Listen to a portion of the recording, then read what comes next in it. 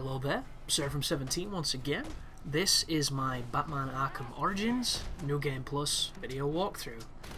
This is I think it's the Sionis industry. It's the factory that Joker's going to control in Arkham City. And it looks a hell of a lot like it. There is definitely some borrowed geometry here, because this is the room where you press that button in front of you to kind of claw open the office above, and a big fat guy with one arm falls out, I think. But instead what we have here is a room filled with knife guys, a dude wearing armor, and that guy has a gun, so you want to be careful of that. My strategy for this, when I'm not going for, mad combos or trying to be all fancy and stuff, I just go for sheer efficiency. Get that 5 combo or that 8 combo, and then kill whichever is the biggest nuisance in the room with the takedown, and then continue to rinse and repeat. Of all the enemies that throw a wrench in the works, the shield guys are probably my favourite. One of the things that kind of frustrates me a little bit with them, which leads into the lack of precision control on Batman's commands, is when you go to do the BAA, and sometimes what will happen is, if there's enemies near the guy, Batman will hit them with his cowl as well, and sometimes he'll prioritise those over the shield guys, and it really doesn't matter how hard you force your analog in the direction of the person you want. Sometimes the game just interpolates it incorrectly, and you can do the jump attack on people, but if you do it on somebody who's immune to them, it ruins your combo, and that can be really frustrating when you've got a room full of dudes and you're trying to isolate the shield guy just so you can put him on his ass, because out of all the people, the shield guys seem to be the ones that catch me the most. Like, knife guys do catch me, but it seems to be my own mistakes when they do. Armored guys do catch me, everything catches me, as you've seen in the gameplay. But the shield guys seem to be the ones that sneak up on me the most, so I like to put them down. This here is an opportunity to do a stealth room / beatdown. There's, I believe, 2 guys below me and another 2 by the door. So, heavily armoured dude, random dude. I go immediately into the beatdown. There's 3 random dudes over there with guns, so they need to go down immediately. Quick counter on him, back to him with the cape, then back into the beatdown, wait for the counter, land the counter, continue the beatdown. Or instead, go for these guys and get punched. So yeah, not so great, but there you go. But the cool thing here, folks, which I would like to reiterate for people who are having trouble with this mode or just having trouble with the game in general, struggle is a good thing. It's a good thing for a few reasons. It makes the game longer. It makes your improvements less noticeable, but they are still happening. And when you come to play the game on a lower difficulty, the game will seem like absolute cake in comparison. A good example of this is the challenge rooms. If you're going to be going into the challenge rooms, the combat challenges, at a later date to try and get trophies or achievements, or just, to play everything in the game you've purchased, they're going to feel like you're fighting in slow motion because of how much easier they are than this.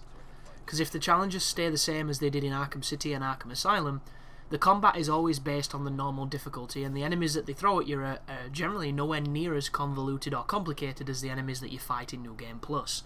So your skills, even if you don't notice them improving, are going to be at such a level that when you go back to those challenges, it's really going to feel effortless.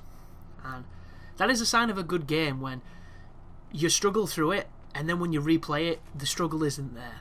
Because you've been learning through every failure, through every death, through every sloppy mistake, and you've just been sharpening the tools that you need to proceed. And that's exactly what is happening when you play on the harder difficulties.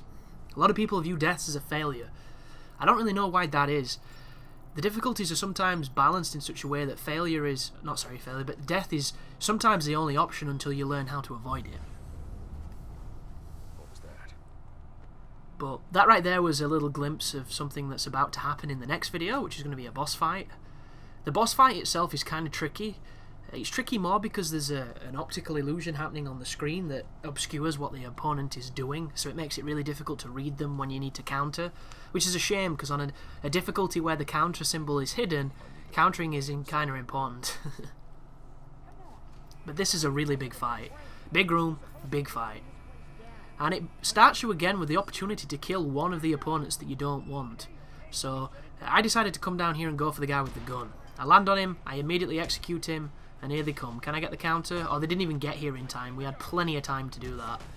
So the room is a selection of baseball bat guys, a heavy with baseball bat, a shield dude, and a guy who just picked up a gun. So build your combo on the armored guy like I'm doing, and then every time something happens like that, you want to digress from him and get rid of whoever is the most lethal. That's me going for the put on the floor of the shield guy. You'll notice that the score has now got 2 stars underneath it. I believe the stars are in reference to the kind of adrenaline mode I'm in, where it's kind of slow and kind of focusy, like focus vision. There's the double counter. There's the batarang into the put down. There's 2 more guys to my right. 1 guy behind me.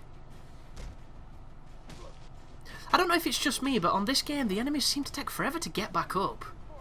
There are times when I feel like they should have stood already and they don't. Once I've finished with this game, or once I've played, you know, through a lot of the stuff I've not seen yet, and tried the multiplayer and what have you, I'm going to go back and do New Game Plus on Arkham City on PC, because I still have the achievement to do that. And I'm going to see what the differences are, and see if it's just my memory of them, or my obscure view of them, or if it really is as profound as it feels.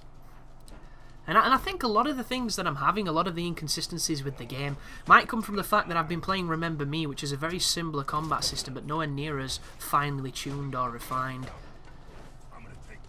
But this is another big fight. You'll notice we've got a bulking dude who's kind of like the Titan in this game, or maybe like the dudes with 1 arm in City. A couple of guys trying to throw boxes, a couple of guys with guns, a couple of guys with knives. You know, it's pretty much everything for every occasion.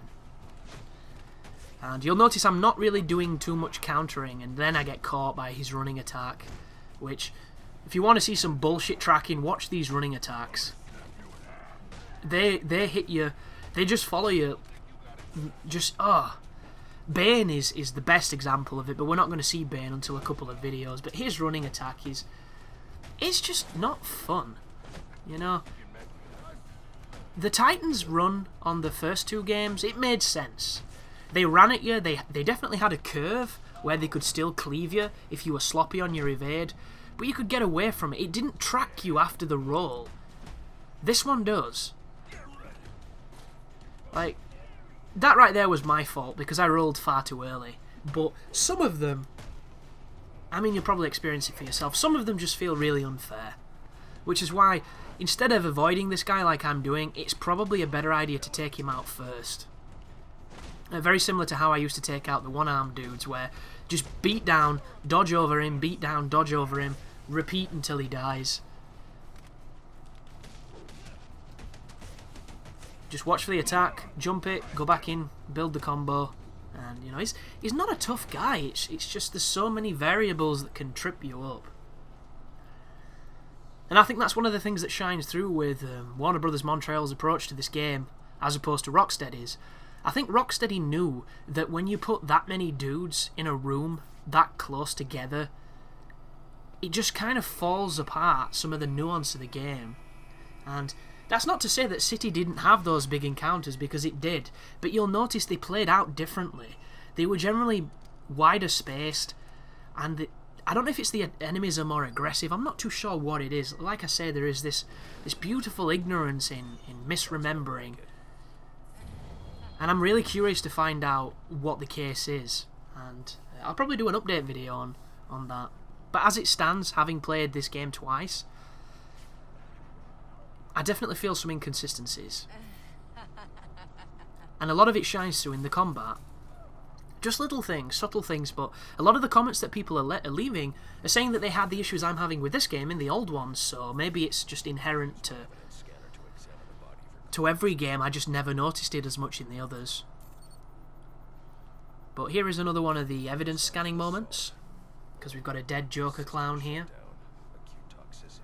and he's been killed by acute toxicity, which is not a good thing. Although I don't think he'll be missed, because he was probably a rather evil man. But here's another room, 4 guys, and a big guy at the back. So I'll go into the beatdown on the knife dude. Probably going to go immediately into a takedown. Oh no, 2 kicks, and then we're over here doing the takedown to kill him. So if you're going for experience, there is definitely a way to min-max your points. It's all about building your combo and using your gadgets so that you get a nice modifier at the end. But that's something that's not really going to be discussed in this guide, just for the basis that this is New Game Plus, so I'm assuming that the people that have got here have the upgrades they need to survive. Because an average run through of the game, even if you're spreading your points thin, you're still going to get the upgrades that matter. And the irony is some of the later end upgrades are not even going to take effect until later on in the game, so it kind of makes the New Game Plus title completely redundant. But here's the drug lab. This is a Predator room. And a pretty interesting one too. I think this goes quite smooth except for one moment where it falls apart because I make an assumption and the game fails me. Which I suppose is my own fault. Because in theory it should have worked perfectly, and I'll explain when it happens, but a lot of gargoyles in this room. Your new tool, if you've got the upgrade to, I think it's called something like the reinforced cable, it allows you to string 3 bodies from the gargoyles, and sometimes it seems to allow you to string more. I'm not too sure how it works. What I do know is it's incredibly fun and silly, which is exactly what I need from Batman in moments such as this. But one thing I've never got with this game, it's a balance reason that confuses me. This is with all the games, by the way. When you sit on this, you can use every single item except for the Batclaw. The only logical solution I can think of this is because the Batclaw requires Batman to pull and to use leverage, which maybe he'd lose his balance when, you know, sitting precariously on a gargoyle. I'm not entirely sure, but for balance reasons, you can't use the only item I ever want to use, which is the Batclaw, which pulls people off things. And I suppose it would make it too easy. But does this not make it too easy, this crazy, super overpowered, you know, remote claw that just wreaks havoc? I mean, you can clear rooms with this and not even engage a single person. Like, there's probably going to be purists of the Arkham series who aren't going to use this items for that very reason. Like, never underestimate how people try and challenge themselves, because you'll always be surprised by the next level of sadomasochism and enjoyment. But a lot of these rooms are about patience, and a lot of them now are going to be obscured by people with backpacks that jam your detective vision. One of the advantages that I have at this moment in time is I'm not using detective vision all that much, which sounds blasphemous, you know, in the face of the previous Arkham games where I hogged it like a whore. But on this game, I don't know. It might be experience, it might be a bit of arrogance, but I just didn't really feel like I needed it as much. And the last game I played was Dishonored, the new DLC, the Brigmore Witches, which is a stealth game, so maybe I've got some of that, you know, still in my mentality towards playing this game, where I'm looking at everything as an opportunity to sneak, rather... Oh, that was a mistake, you see that? That's what happens when you try to silently take down an enemy that can't be silently taken down. And that's not the room that I thought it was, guys. That's not the room where where the game screws me. That's a completely different room. That's once again me checking the upgrades and then progressing onwards. 75% experience bonus. Not that we really need it. And here is the Black Mask. Right, so we've just been poisoned by Copperhead. She's kind of got a Scarecrow-esque spiky hand gauntlet thing, although nowhere near as intimidating as that horrific-looking needle one that Scarecrow had. She's pricked us with it, and now we're dying of, I assume, to be acute toxicity. So, as the screen says, it wants us to scan a sample of Copperhead's poison. To do this, you're going to have to scrub back through the evidence in the room, although it's blatantly obvious which one, whereabouts it is, because she touches the bar with her claws, and her claws are the ones that administer the venom, or the poison. So you'll notice I can see the spot right now. That is the spot I have to scan, but the game just will not give it to you until you do the legwork. And it's very arbitrary, but it just is what it is. So scrub back through here. Soon as it's finished displaying this, you want to scrub back all the way back up there. There's your red triangle. There's your evidence of the poison.